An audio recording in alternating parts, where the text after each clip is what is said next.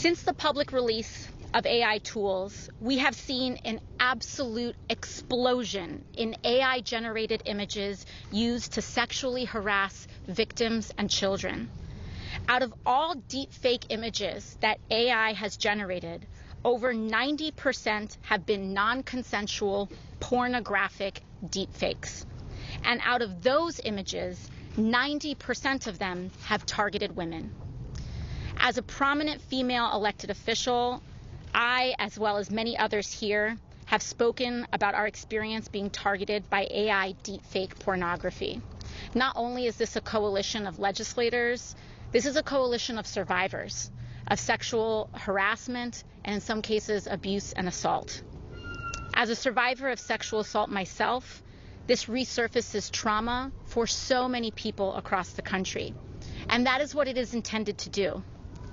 Because the creation of this content parallels the same exact intention of physical assault, which is about power, domination, and humiliation. And while these images may be digital, the harm to victims is very real. Women lose their jobs when they are targeted with this. Teenagers switch schools, and children lose their lives. Congress has a moral obligation to stop this harm. We can stop this harm, and we can pass this legislation to hold the people responsible accountable. Right now, 1 in 8 teenagers knows a friend who has been targeted by AI deepfake harassment. Because if you are a middle schooler, and we should all be horrified by that, because if you are a middle schooler or a high schooler in the United States of America, you most likely know someone who has been a victim to this. And people's parents are waking up every morning in fear that their kid could be next.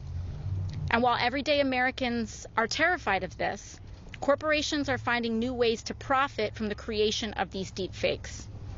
So while we are all grateful that Congress has taken the tremendous step in passing the Take It Down Act to ensure that harmful content is removed from online platforms, we know that there is more work to be done.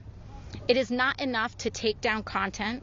We have to give victims a civil right of action.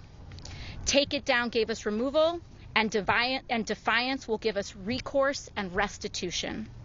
Once this bill is signed into law, and it will be signed into law, survivors will have the ability to hold their abusers accountable and seek financial and reputational damage for the harm they have caused.